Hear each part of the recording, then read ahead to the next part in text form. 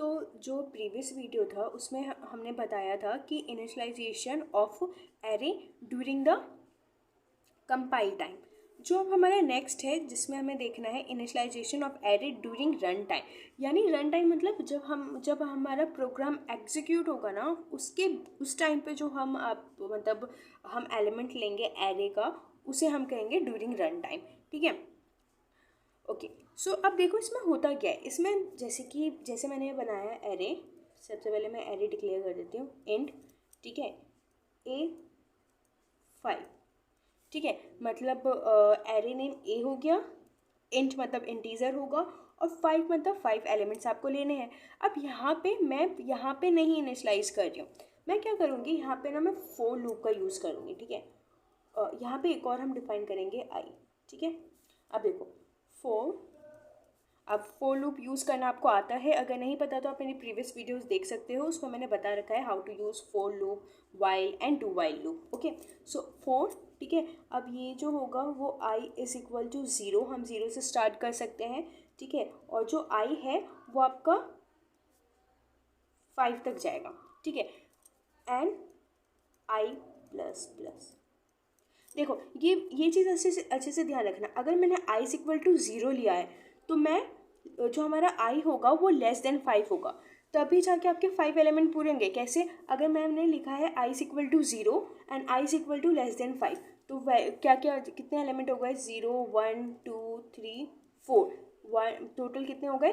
5। ठीक है, अगर आप यहाँ 1 लिखोगे तब हम इसे ऐसे लिख सकते हैं 4 i is equal to 1 i 5 i plus plus. तो आपको ये ध्यान रखना है काउंट करके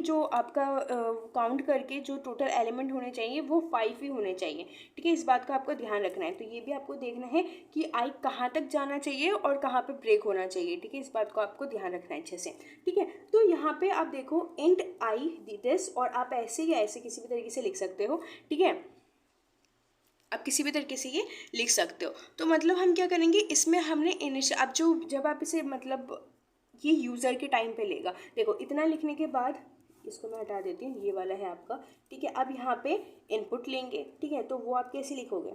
स्कैन एफ, आपको पता है इनपुट हम स्कैन एफ से लिखते हैं। स्कैन एफ %d, क्योंकि ये आपका इंटीजर है, एंड दिस एड्रेस। ठीक है, एड्रेस आई। ठीक है, यानी कि ये जो इंटीजर है और एस आई मतलब जो एड्रेस आपका जो हम उसमें डाल रहे हैं। ठीक है, तो एस आई। ठीक है, तो इस तरह से हमारा जब हम लिखा जाता है, हमारा सिंटेक्स इस तरह से होगा ये रन टाइम पे। ठीक है, जैसे कि देखो एक मैं आपको करके दिखाती हूँ। यहाँ पे मैं सबसे पहले जो होता है आपका हैशटैग इंक्लूड stdio.h। ओके, ये आप लिखते हो। Then int main, okay, then यहाँ पे डाला, यहाँ पे मैंने एरे नेम दिया, यहाँ पे 5 लिख देती हूँ। ठीक है, और यहाँ पे आई। Perfect, okay. ठीक है, अब यहाँ पे मैं फोर लूप करके पहले मैं इसको इनपुट दूंगी। ठीक है, तो 4 i is equal to 0, I is equal to less than 5 and i plus plus. अब देखो सबसे पहले मैं इनपुट दूंगी, तो इनपुट के लिए हम यूज़ करते हैं स्कैन एफ। तो scan F %d and address. Okay, तो इसके थ्रू वो आपका ले लेगा उसका एड्रेस। अब हमें क्या करना है, मतलब यहाँ पे जब हम ये डाल रहे हैं ना, तो वो क्या करेगा, आपसे इनपुट लेगा, मतलब मुझे 5 वैल्यूज़ दो। ठीक है, अब हम इसको प्रिंट करवाएंगे वो 5 वैल्यूज़ को। तो यहाँ पे आप लिखोगे, फिर से आप एक और लूप चलाओगे, for I is equal to 0, I is less than 5 plus plus. ठीक है, अब यहाँ पे आप लिखोगे प्रिंट करवाना है तो हम स्टेटमेंट यूज़ करेंगे प्रिंट एफ की। ठीक है, परसेंटेज मतलब नंबर लिख देती हूँ %d, और यहाँ पे प्रिंट करवाते हो तो हमें एड्रेस डालने की ज़रूरत नहीं होती, सीधा आपको लिखना है आई।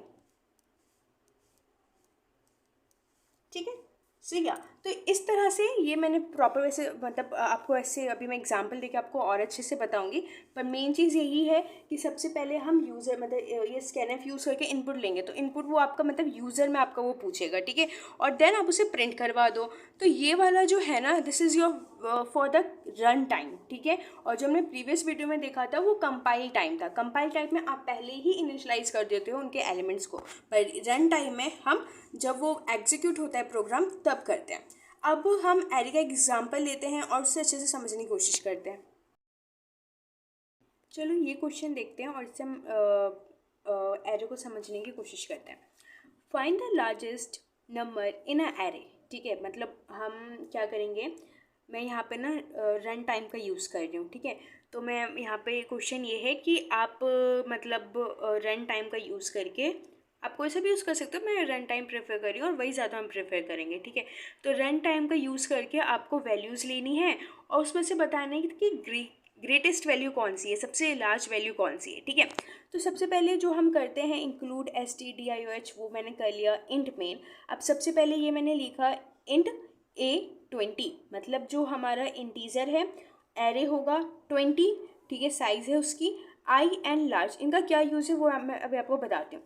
सबसे पहले प्रिंट एफ, देखो वैसे तो मैंने 20 वैल्यू डाल दी है, पर आप print F enter the element यहाँ से भी साइज़ ले सकते हो। जैसे 20 वैल्यू डाली है, ठीक है, और यहाँ से आप बता सकते हो आप कितना एलिमेंट, जैसे 20 है तो 1 to 20 आप इतने एलिमेंट्स ले सकते, मतलब आपके पास टोटल 20 एलिमेंट्स आप ले सकते हो, साइज़ आपका 20 है। अगर आपने 20 जैसे एंटर द एलिमेंट लिखा है तो यहाँ पे जो एन की वैल्यू है वो 20 हो सकती है, लेस देन 20 हो सकती है, बट ग्रेटर देन 20 नहीं हो सकती, ठीक है, क्योंकि साइज़ क्या है आपका, यस साइज़ आपका 20 है इसलिए, ठीक है। उसके बाद यहाँ पे देखो मैंने मतलब यहाँ पे हमें एन, पहले हम एन लेंगे, ठीक है। आफ्टर टेकिंग एन, अब वो आपसे यूज़र मतलब आपसे इनपुट पूछेगा और हम यूज़र उसे इनपुट बताएंगे। तो कैसे पूछेगा, जैसे मैंने आपको बताया था 4i = 0, और i जो है, जो मैंने n लिया है, i जो है वो n से छोटा होगा, ठीक है। अगर 1 लेती है तो इक्वल टू भी n आ जाता है, ठीक है, और i plus plus.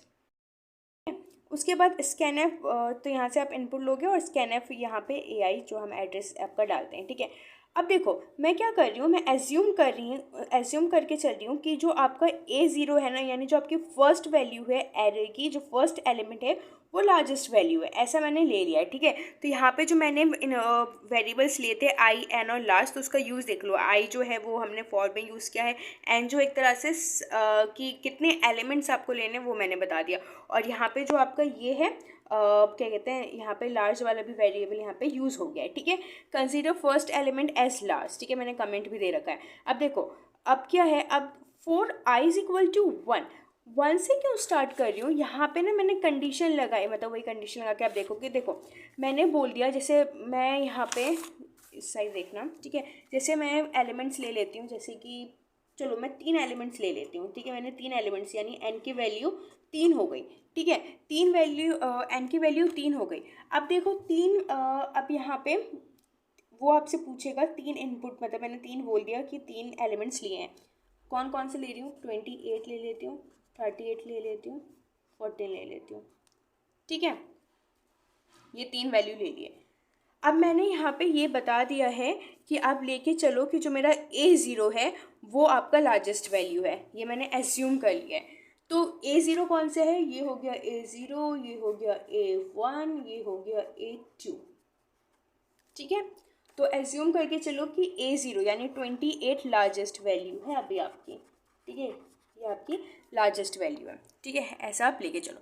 Now see, अब मैंने क्या किया है क्वेश्चन में देखो, मतलब सॉरी कोड देखो अपना, इसमें देखो जो मैंने लिखा है 4i = 1, 1 से क्यों ले जाएंगे, क्योंकि कंपेयर किससे करना है, a0 से, तो हम 1 से स्टार्ट करेंगे कंपैरिजन करना, और कहाँ तक जाएगा, n तक, यानी जितना मैंने एलिमेंट्स लिया है हम वहाँ तक उसे कंपेयर करेंगे, ठीक है।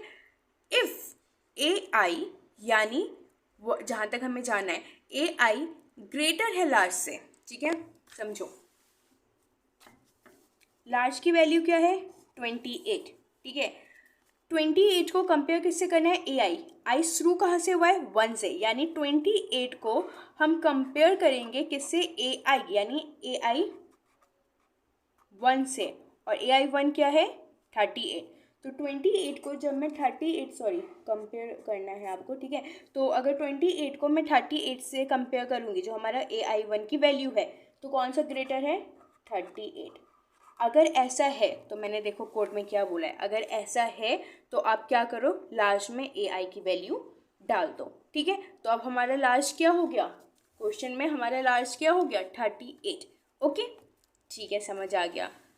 अब अगेन लूप चलेगी, क्योंकि लूप अभी ख़त्म नहीं हुआ, हमें n तक जाना है। n की वैल्यू 3 है, तो 2 पे अभी हम किस पे हैं, मतलब अभी हम 1 पे हैं, अब हम 2 पे आ जाएंगे, ठीक है।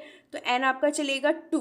अब हम कंपेयर करेंगे 38 को कंपेयर करेंगे हम 2 से, ठीक है। 30 इसको हम 2 से कंपेयर करेंगे। तो इस 38 ग्रेटर देन A2 पे क्या है 14, क्या 14 से ग्रेटर है, नहीं।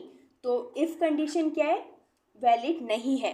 तो हम क्या करेंगे, हमारे जो लार्ज वैल्यू है वो अभी भी 38 है। देन अगेन लूप चलेगी। अब आई की जो वैल्यू हो गई वो 3 हो गई, और 3 जो है वो इक्वल है n के। तो हम यहाँ पे अब क्या करेंगे, n के इक्वल है, तो हम अब वापस लूप नहीं चलाएंगे और हम बाहर आ जाएंगे लूप के। तो हमारा जो है ये प्रिंट हो जाएगा, the largest element is this, ठीक है।